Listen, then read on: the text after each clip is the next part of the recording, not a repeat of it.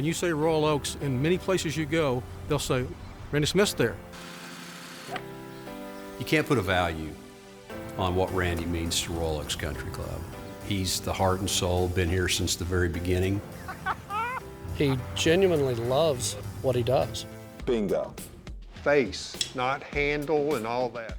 I look at a player, and I look at especially an elite player, and I want to know more about what is the real problem. I do not like to see this thumb sticking outside a grip. His goal is for his students to enjoy the game and become better golfers. He makes you better. He doesn't try to change you as a player. He just makes what you have, a lot better. There's rules in everything. Rules in life, rules in soccer, and there's rules in golf. He's almost like a father figure, always helping you along, not necessarily teaching you, everything about golf, but just life in general.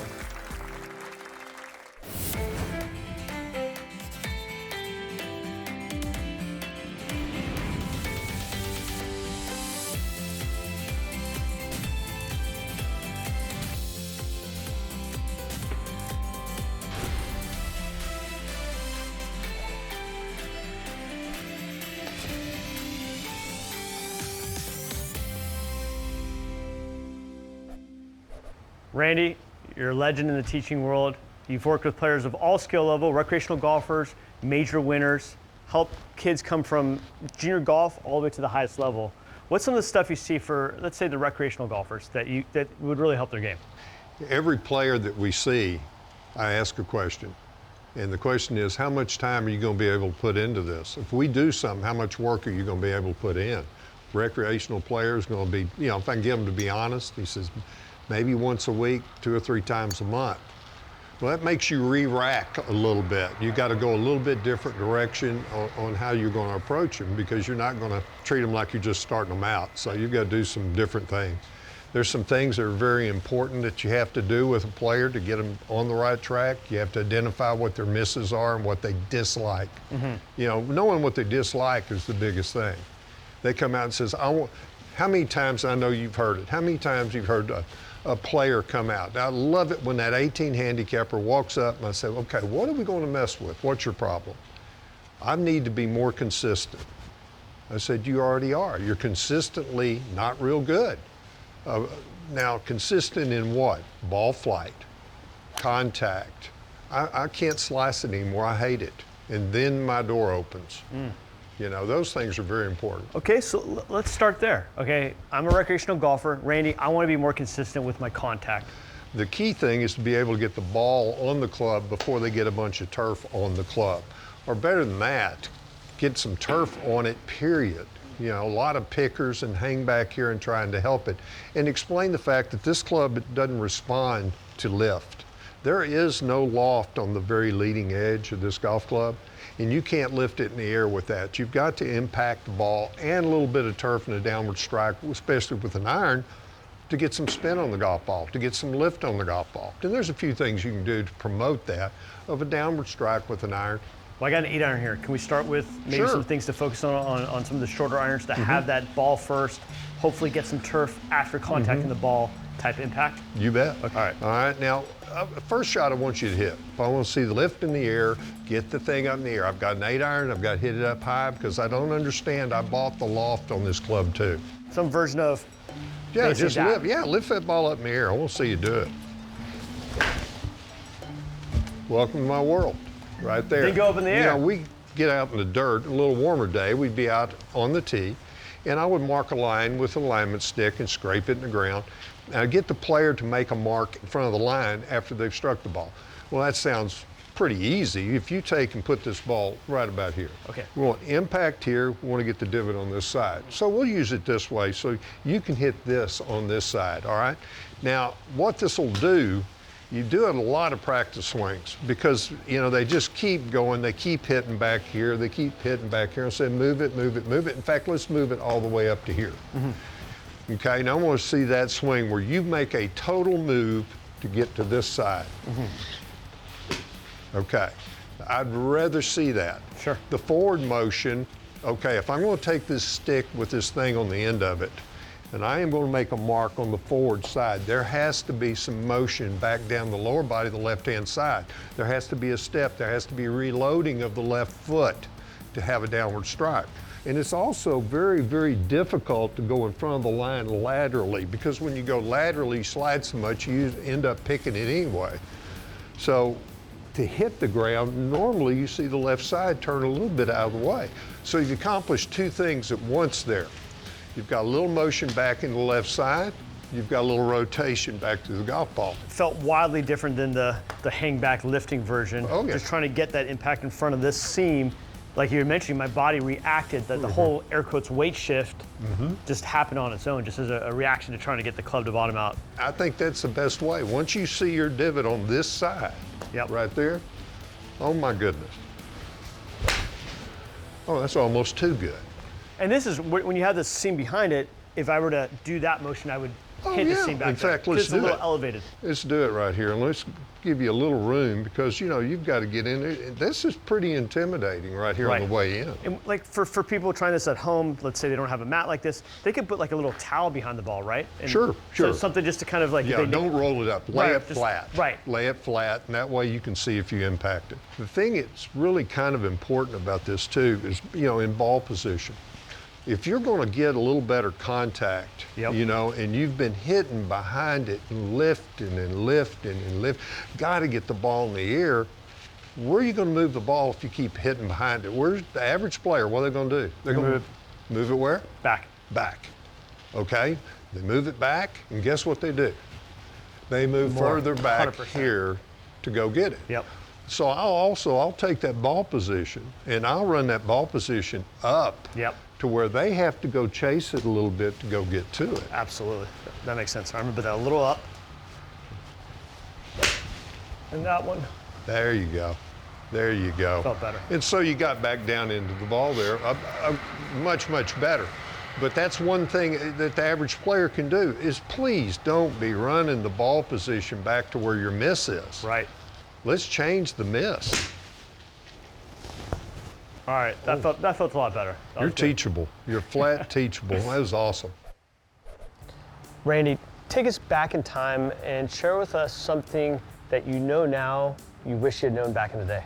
You know, the first 3, maybe 4 years, I was thinking I was kind of teaching golf as an assistant golf professional back in those days. Okay. You know, I kind of went through it, and I was teaching a little bit of what I knew, but I don't think I asked near enough about what they wanted or what their desires were. I wish I'd done more of that back then to find out what their particular problem was instead of teaching them a golf swing. Randy, we're talking about a lot of things that can help the recreational golfer. A lot of people struggle with that over-the-top move, slicing it. What's some good drills you have for that particular fault? A slicer is probably, that's one of the most critical errors, and everybody feels terrible about it. So you got to be careful with them a little bit. But most people do a kind of an in, over, pull the handle type cut, which I'm sure you can show us right here what we're talking about.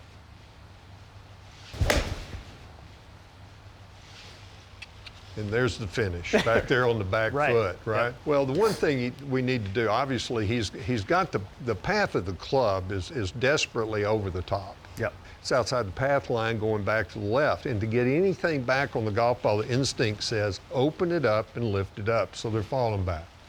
Now, you need to change where the path's going. The backswing is important, obviously. But the backswing is not really the issue. I almost like to get the forward swing on a better path that maybe is a little more to the right to correct the backswing. Now to do that, you know, few things we can do, and this has been my go-to forever, is just a basic alignment stick in the ground, okay? And if we put the stick in, back here, we embed it in the ground, all right? The ball's right about the top of the golf ball. I'm hoping that ball is directly underneath that stick. Okay, now, Chris, go ahead and swing under the stick, through the ball. Let's see if it draws a little bit. Oh, isn't that true? Just the sound I was looking for. And now, just by putting this in, okay, let's kind of look at it from the bad standpoint. Put the ball back in there, Chris. Yeah, there we go. I'm gonna make sure I've got this pretty much directly above that ball. Yeah, so if I had done that other swing. Yeah, now my hands would be in jeopardy. Right. Here we come. Now at this point, you're really going to back up to get on it. Well, this is a barricade. What a great way to practice. This stick staying here gives you a feel. It's kind of a ghost effect. So if you walk over here on the other side after doing this for, 10 to 15 minutes and feeling what, a hook feel is. Yeah. More square contact, walk away from it, take what your sensation was and recreate it over there without the stick. What about people who maybe hook the ball too much? They're not slicers, they're actually curving it too much to the left. Drop, kick, Yes. buried behind them, shaft underneath, flip Exactly. it over, hooker. Exactly. Boy, that's a scary one, isn't it? Now, once you hop up here, I'm going to take my little handy dandy swimmy here. You can go ahead and let's show the audience out there what that shot really looks like. We're gonna go way from the inside. There it is. Oh my goodness. Now the funny thing is, when you're making that swing, you're coming back to the golf ball right here. The club's up here, and I've got to make a strike at it, and the club is dropped in this area back here. Yep. Okay, why do I always flip it? Well, you're going to do one of two things. If you continue on that path, you're going to hit so far right you can't find it. But right about here, the instinct takes over to get it back to the target, and we never can gauge that enough. So the biggest key is to get the shaft out of the top, what I call out of the top. A lot of times we'll get people to swing left. You'll see the hands go out there, but where's the shaft? It's laid behind them. So the whole key is to get the whole shaft over this direction. And I'll use this right here, back in this position. Right here, okay? Yeah, that's pretty good. Now your job is to get the shaft out over it. Good. All right. So you're saying the problem is sometimes when people try to swing left, Exactly. and they're still, this is when people talk about being stuck. A better player talks about being stuck. That's it. It's that motion. That's and when it. they talk about getting the club in front of them, it's what they're doing when you're trying to miss Right. the Go the ahead needle. and set it back up again. Okay, swing it back up to the top. All right, at this point right here, how many times have I told somebody, I've got to get you to swing left? Swing left. And what you allude to was this right here. Okay, I'm swinging left, but we got a shaft that's laid down behind. Now at this point, there's not much you can do. It's still going to show a big old right path when you go in because you can't correct that late. So the key thing is, and you'll feel it in the wrists here a little bit too, it might feel almost a little throwy, just a little throwy this way. That combined with you now starting to turn your left side back out of the way. Now we've got a shaft, the whole thing, on the top side of the plane, okay? Now here's what we can do to kind of help that with this swimmy, yeah? All right, go ahead and set it up there. All right, here we go. I'll give you plenty of room to go by. Bingo. That was better. Bingo. I stayed down. I might have had it a little bit high on you. Each Yeah. student's going to be a little bit different, especially with where you're having to judge where the backswing Yeah. is. But the whole key is to be able to get the whole shaft over here, not just the hands to get that thing going to the left. Great stuff, Randy. Fixed the slice, fixed the hook. Awesome. I think that's going to help a ton of people who are watching. I hope so. Thinking about the average player, the player that's recreational, they get up on a tee and they're just, okay, I'm going to swing, I'm going to hit this ball, I'm going to hope that it works out. But if they have a little idea and can control the ball flight just a little bit better, I tell you what, it makes golf a lot more fun. Okay, say for instance, you've got a guy that he's facing a dogleg left. I mean, he knows the ball fades. He's worried about this, that, and the other. We got to know where to swing the club and what the face is going to do. Yep. Okay, so for instance, if I take this down the line, right in line with your target, okay? Now if we're practicing, we have this in the ground, obviously. Okay. We want to try to get the path of the club in their mind to be on the left side of this, okay? So make a practice swing, preferably without the ball. There you go. Just make it left of it. We're going to have the path going left of this, and you can see this pretty clearly, right? Sure. You're aware of it. Yep. Okay? Now, say for instance, this player is a bit of a slicer, and he's been working on it. I want you to set up the same way. Okay? Now let's release it to the right side. Boom. Beautiful. That should produce a draw if, in fact, the club face is doing what it's supposed to. Okay. If you're swinging left of the stick, the heel needs to lead. The heel needs to lead. Heel needs to lead, and your path is going left of the stick could promote and should promote a little bit of a left to right ball curve. Gotcha. Okay. So if I'm a person who hooks it, then I might want to have that feeling of the club head's going left of the stick. I'm going to use the seam of this mat again, and the heel is slightly beating the toe. And keep going. There's your fade.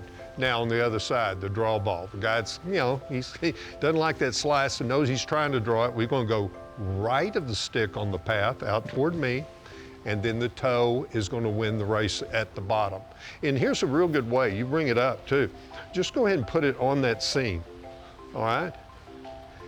If this part right here, that heel, okay, this end, beats it across this line, beats that toe across that line, and the path matches back this direction, keep turning to the finish, you're probably going to have a left to right ball flight. Okay? And this is for the guy that's just sitting there trying to change something, change his ball flight, control his ball better, especially off the tee. All right, now set it up again. The path is working more to the right. We want to make sure that the toe slightly wins that race. Out here, let it go ahead and release. Then you create a ball curve right to left, got the ball curve left to right. The key is, I think, this. Because again, people will visually jump on something. Okay, Yeah, I've got to react to it. swing the club this side. Now they may swing it this side and have a problem. If you can get the path going this way and then the heel slightly winning that race, you've got a pretty controllable left to right ball flight. Same thing with the draw. It's an awesome visual to try to get this side of the swing, the club face of impact to match whatever downswing plane that they're creating. Absolutely, because you know what? One of the biggest things in golf that's been forgotten for the average player especially is what that club face is doing. Randy, you've seen so many golf swings over the years. Do you have a favorite swing? Number one would probably be the Byron Nelson golf swing. Oh, awesome. He transitioned equipment and the modern swing versus the old swing. It was just beautiful to watch. And probably the overall favorite was Lee Trevino. Oh man, I mean, the things That's he one of my could do favorites. with his hands, the things he could do with a golf ball, and the way he presented himself while he was doing it. I tell you amazing what, to watch. hard to beat Lee Trevino. Some of my favorite experiences in golf is just to watch him on a range. He had a lot to do with me even really teaching the game because of the things I learned that really a lot of those things aren't in a book. Randy, we're bringing in a player you've worked with for a long time, Paul Haley, to help us out with this next segment. Tell us a little bit about your relationship. Paul and I have been together in some fashion since he's about 8 years old, to be honest with you. I'm very proud of him. Winter on the Korn Ferry Tour, kind of went in a little bit of a dry spell, is now making a marvelous rally and playing some really good golf out there. And Paul, as you can see, is not the stereotypical 6'1", 225 pounder. Paul had very low swing speed. He was running 105, 106. That kind of holds you back a little bit. You know, speed is one of the big components, if not the biggest component, of distance. And it's like for the regular player, the average player that plays, everybody can pick up distance. And it's just kind of how you go about it. Because if you get a little speed in your golf swing, your contact's going to improve. What are some of the things you all have done to increase that club head speed? Lifting my left heel going back was a big one because my fault was always not being able to load up enough going back, kind of getting stuck over my left side, maybe getting ahead of it a hair, and then having to stop, throw the hands at it, and just losing a lot of speed. So with the left heel coming off the ground, I feel like I can make a much bigger turn. Kind of weight on it gives me a lot more time to come down.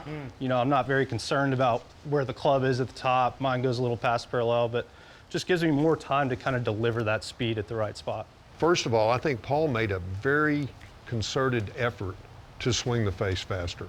Okay. And to hit the ball further. It's the intent of just going You bet. faster. So many times we get on the golf course, we're just trying to guide the thing around and not make a mistake. We want to keep it in play, keep it in front of us. We're doing everything we can. Well, to play at his level, he can't be out there playing defense all day long.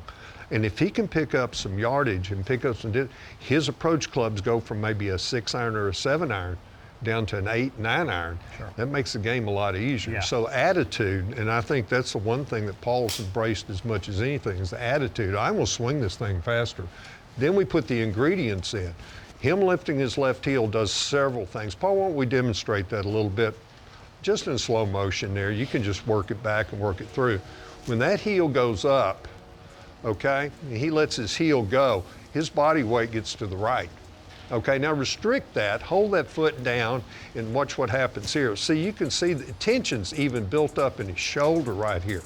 Now then, he's got to come out of this and turn. He's almost got to go too far back to hit a driver.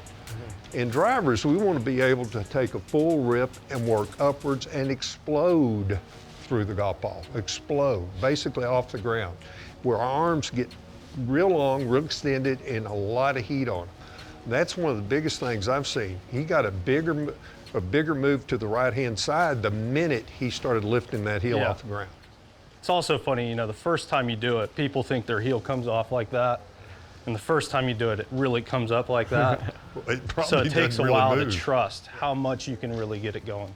I call it relieving the left foot pressure, okay? It's just relieving the pressure on the left foot. I can do this all day and just kind of do all kinds of things. I can lift my heel, but if I haven't relieved the pressure on the left foot, we've got to be able to relieve it and get to the right just a little bit more to get a full load on it. We do that, we have a little natural extension of the right side, kind of gets up a little bit, which makes it so much easier to load downward to explode through it. I learned this a long time ago from a very good baseball player, Michael Young. And I asked him after he raised his club head speed from 122 to 129 in 3 swings. I said, what did you do differently? He says, man, I tell you what, everything got a little quieter on that 129. He says, the biggest thing I felt was the tension level in my hands and arms went to nothing. So he could let go of the club. That is a huge ingredient. You cannot go into this tight, tied down tight. The minute you start tightening up, it goes right into your arms, shoulders. Nothing can move at the speed you want it to move with. I feel like when I'm swinging well, that first thought is to get that club out that way. There's no holding angle. It just literally feels like I get to the top and that's the first move. And then that goes all the way to the finish. I kind of call this the hammer and the nail theory, okay? Paul, bring your club back down here and let's look at the heel real quick. Okay, just hold it up there. Right here, I envision that as a hammer head, the head of a hammer right here. Go ahead and set it up there. And we'll sneak back here and I'm gonna put a nail in. And that nail's on the plane, basically the swing. Swing it up the top, pardon me, bud. Okay, now I don't want you to do this real hard, obviously on a cold day with my hands here, it might hurt. But I want him to deliver that hammerhead, and remember where it is, it's on the heel. I want a hammerhead right square on top of that. And I mean, boom. Now watch what his left leg does. Now, Paul, don't hit me. What's that left leg do to deliver power? I mean, there's so much pop right there. Planting and then straightening. You bet, and it happens automatically. Yeah. Basically, the ingredients of the speed for Paul, number one's an attitude that I can do this and swing the club face faster. Face, not handle and all that. You want to swing that guy faster. Number 2 would be for Paul, his left heel comes up, he relieves pressure on the left foot. Number 3, light, light, light. Number 4, release it as much as you can, as early as you can. We should hit some shots? Let's see this. It's great. Basically, he started out a year and a half ago. He was running, he could get it certain days up to 106, 107, and he's so straight, and he's such a great player. But all of a sudden, we kind of been messing with this a little bit, and Paul's accepted the challenge to get it longer, and he has popped it up. 115 is your fastest club head speed, right? Yeah. Hey, that'll get it done. That's still moving it. You ain't a kidding, it is, and it's a big improvement. It really opens up a lot of things when you're getting in a lot closer to the green to hit shots. Love that drill, that taking the hammer that's on the bottom of the club and smacking on something. Just a nail. Randy, great stuff. Love it. Thanks, buddy. You got it. Thanks, Paul. Thanks, Chris.